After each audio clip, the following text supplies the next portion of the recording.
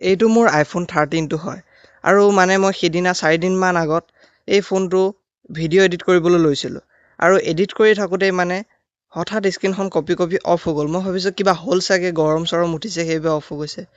তাৰপিছত বহুত চেষ্টা কৰিলোঁ কিন্তু অন নহ'ল আৰু ইউটিউবত চালোঁ, কিবা কিবি কৰিলোঁ, তেও অন নহ'ল মোবাইলটো। তো hey guys, welcome to my YouTube channel. আজি হৈছে মোৰ দ্বিতীয়টো ভিডিঅ' আৰু মোৰ লগত এনেকুৱা হ'ব বুলি মই কেতিয়াও ভবা নাছিলোঁ। বহুত বেয়া ঘটনা এটা হ'ল। কি হ'ল গোটেইখিনি কৈ আছোঁ, ভিডিঅ'টো সম্পূৰ্ণকৈ চোৱা। মানে সেইদিনা মই ভিডিঅ' এডিট কৰি আছিলোঁ আৰু হঠাৎ মোবাইলটোৰ স্ক্ৰীনখন কপি অফ হৈ গ'ল। মই ভাবিলোঁ গৰম চৰম উঠিছে, কিবা কাৰণত অফ হৈছে চাগে। তাৰপাছত বহুত সময় চেষ্টা কৰিলোঁ কিন্তু অন নহ'ল। মোৰ মনটো সেইবাবে এইকেইদিন বহুত বেয়া আৰু সেইবাবে ভিডিঅ' বনোৱা নাই এইকেইদিন। তাৰপাছত মই গুৱাহাটী গ'লোঁ দেখাবলৈ যে কিবা হ'ল নেকি চাগে। ভাবিছোঁ একো হোৱা নাই চাগে, ভাল হৈ যাব। তাৰপিছত গুৱাহাটীত গৈ খুলি চাইছে দোকানখনত আৰু গম পাইছোঁ যে মোবাইলৰ ডিছপ্লে গ'ল। মানে মোবাইলৰ ভিতৰত বোলে পানী সোমাল। কেনেকৈ সোমাল নেজানো আৰু মইতো পানী জেগাত নিয়াই নাই আজিলৈকে আৰু বৰষুণ চৰষুণতো তিতা নাই। কি হ'ল নেজানো আৰু ডিছপ্লে গ'ল। এতিয়া ডিছপ্লে দাম জানাই আইফোনৰ চাগে তোমালোকে, বহুত দাম ডিছপ্লে। মোবাইলটো লোৱা দুমাহো হোৱা নাই পিনে ডিছপ্লে গুচি গ'ল। কি যে হ'ব, মোৰ লগতে জানো কিয় এনেকুৱা হয়। মোবাইলটো লোৱা যিহেতু বেছি দিন হোৱা নাই, মই যিমানখিনি ভিডিঅ' আছিল এইটোৱে বনাইছোঁ। মোৰ চব ডিটেইলছ ইয়াতে আছে, ইউটিউব চেনেল, ইনষ্টাগ্ৰামৰ একাউণ্ট, ফেচবুক, কিবা কিবি বহুত আছে ইয়াত। আৰু এতিয়া যিহেতু বেয়া হ'ল, মই একোহত ভিডিঅ' দিব পৰা নাই। 15 আগষ্টৰ দিনা হৈছিল ঘটনাটো আৰু 15 আগষ্টৰ দিনা মই ৰাতিপুৱা কলেজলৈ গৈছিলোঁ ভিডিঅ' বনাবলৈ, যে ভিডিঅ' আপলোড কৰিম, ভিডিঅ' বনাম। তাৰপিছত আহি পাই যেতিয়া চাইছোঁ মোবাইল বেয়া।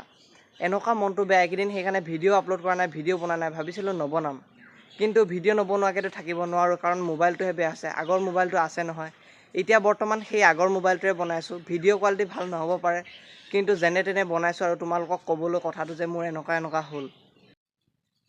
আৰু এই মোবাইলটো কিনা দিনাখনৰ পৰা মই মানে দাগ এটাও পৰিব দিয়া নাই। সদায় চাফা কৰোঁ, সদায় মানে কেয়াৰ কৰোঁ, প্ৰপাৰত ধুনীয়াকৈ ৰাখোঁ মানে। কিন্তু এনেকুৱা হ'ব বুলি ভবাই নাছিলোঁ। যি হ'ল ভগৱানে দিছে যিহেতু, কি কৰিম আৰু। ভাবিছিলোঁ মই আৰু ভিডিঅ' নবনাম আৰু, কাৰণ মোবাইলটো যিহেতু বেয়া হ'ল একেবাৰে মানে ডিম'টিভেট হৈ গৈছিলোঁ। কিন্তু ভিডিঅ' নবনোৱাকৈতো থাকিব নোৱাৰোঁ, কাৰণ ইউটিউবে হেনো নিজৰ ছেটিংছটো সলাই দিব 2027 ফেব্ৰুৱাৰী 1 তাৰিখৰ পৰা। মানে আগতে মনিটাইজ হ'বলৈ লাগিছিল 1000 ছাবস্ক্ৰাইবাৰ আৰু 4000 ৱাচ টাইম, আৰু এতিয়া লাগিব ফেব্ৰুৱাৰী 2027 চনৰ পৰা 8000 ৱাচ টাইম লাগিব বোলে। 1000 ছাবস্ক্ৰাইবাৰ আৰু 8000 ৱাচ টাইম, আৰু শ্বৰ্টত হ'লে 20 মিলিয়ন ভিউজ লাগিব।